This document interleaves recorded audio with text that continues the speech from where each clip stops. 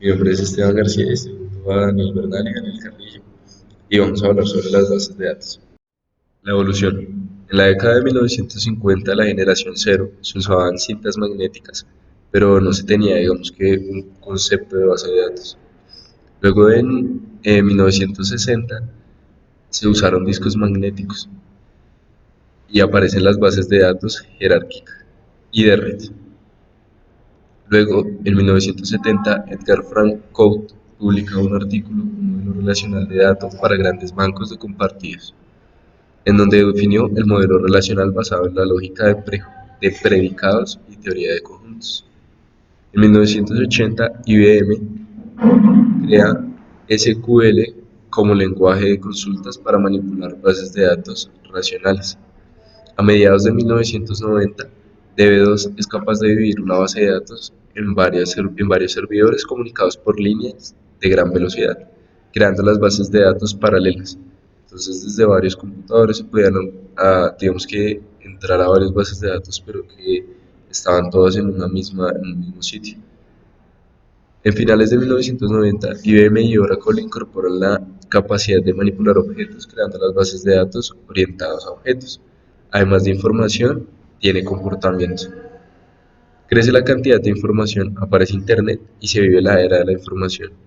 Aparecen los datos distribuidos. Multiplica el número de computadores o nodos que controlan las bases de datos. Entonces las bases de datos podían ser, digamos que controladas por varios usuarios al tiempo, no como antes que un solo usuario entraba a una base de datos. El aumento de datos hace necesaria la aparición de un software para la ayuda de la decisión. Este software busca analizar la información de bases de datos multidimensionales con contenidos estadísticos. Los archivos son estructuras de información que crean los SO para almacenar datos. Nombre más extensión, que es el formato de la información, digamos que pues, contiene. Clasificación. Está según contenido, si es de texto, si es binario, si es numérico, y según la organización, secuencial, directa o indexada. Según la utilidad también, que serían maestros, históricos, movimientos, etc. El SEO los clasifica por contenido y tipo. Los archivos de texto, está el estándar ASC2, que asigna un valor numérico a cada carácter, el ASCII, legible para los humanos, y tiene, digamos que, extensiones comunes, como por ejemplo .ini, .info, .java, .html y .text, que digamos que son cada formato para las configuraciones o las páginas web o formatos enriquecidos. Archivos binarios, los que no son de texto y requieren una forma para ser interpretados.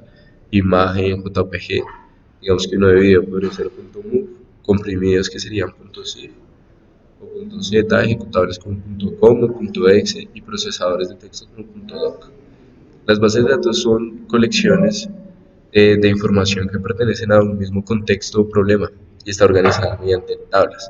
Cada fila almacena un registro con tantos campos y que son como columnas tenga la tabla. Entonces cada campo es digamos que una columna de la tabla y cada fila es un registro de cada uno de esos campos.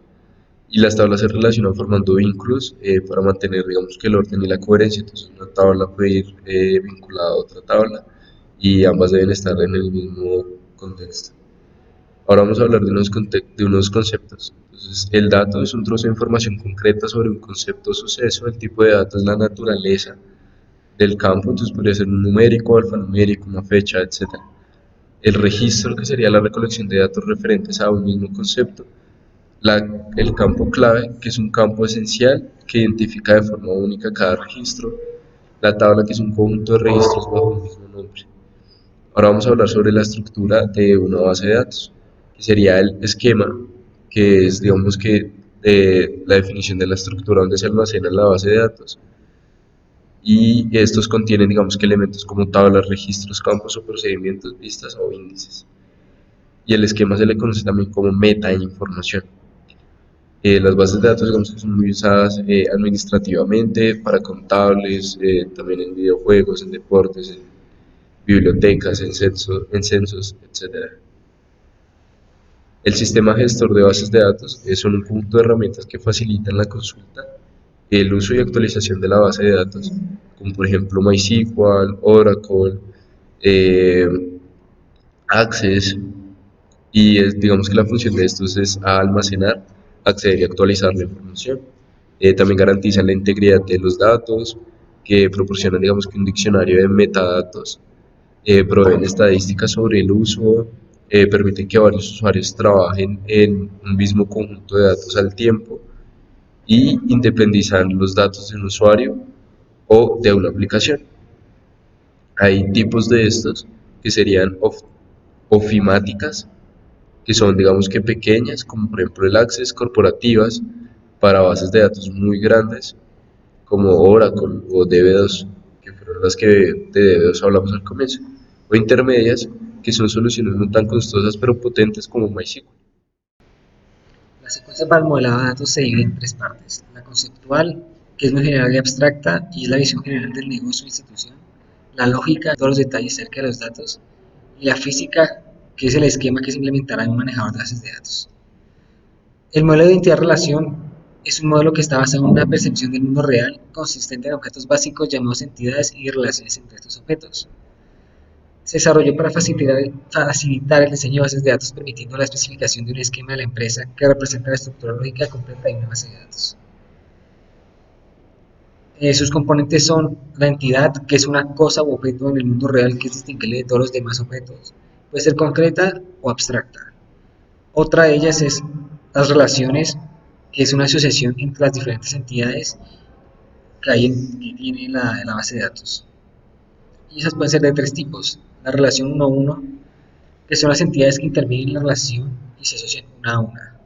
La relación es una N, que es cuando una entidad se relaciona con otras, con muchas otras. Y la N a N, que es cuando se relacionan muchas y muchas.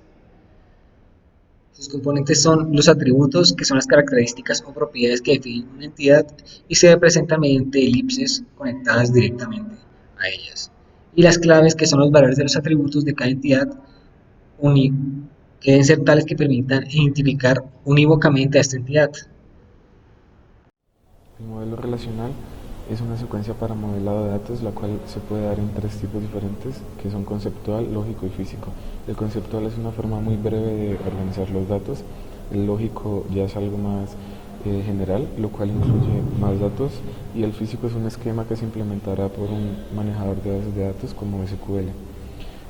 Este modelo fue presentado por primera vez en 1970 por Edgar Frank en los laboratorios de IBM y fue el pionero de estos modelos, ya que a partir de él se empezaron a desarrollar otros similares.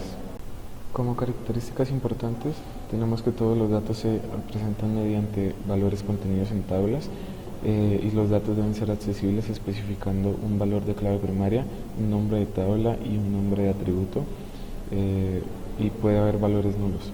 Los datos deben ser físicamente independientes de los programas de aplicación que trabajen sobre la base de datos. El principal modelo para las aplicaciones de procesamiento de datos debe tener unas características específicas, como que la base formal del modelo es el álgebra relacional, el cálculo relacional de tuplas y el cálculo relacional de dominios. Relación hace énfasis a tabla de datos y pues de aquí proviene el nombre de relación. Atributos, que son las cabeceras de columna, y el dominio, que son los valores permitidos para los atributos. En las relaciones, algunas de las combinaciones posibles entre atributos. Tupla es una combinación de valores de dominio de cada atributo. Una ventaja de este modelo es que todos los datos están contenidos en tablas y todas las tablas están unidas una con otra, lo cual hace más fácil de entender una base de datos para cualquier entidad o organización. Entonces es más fácil de manejar y de organizar los datos que se obtienen, y esa es la mayor ventaja. Bueno, ahora vamos a dar un ejemplo de un modelo de entidad-relación, que sería, digamos que el modelo de una empresa. Entonces, lo que podemos ver es que está el empleado que tiene, digamos que ciertos datos, como sería el nombre, el DNI, la fecha de nacimiento, el DNI jefe, el salario y el número de departamento. Y el DNI jefe, digamos que es llave del DNI de él. Luego está el departamento, que el número de departamento abriría otra llave, o sea, sería llave para abrir otra base, digamos que sería el departamento, que tendría nombre, número, DNI jefe y dirección. funciones del departamento. Y también el DNI.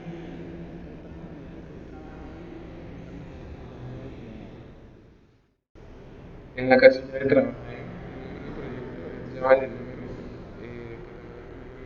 departamento y presupuesto.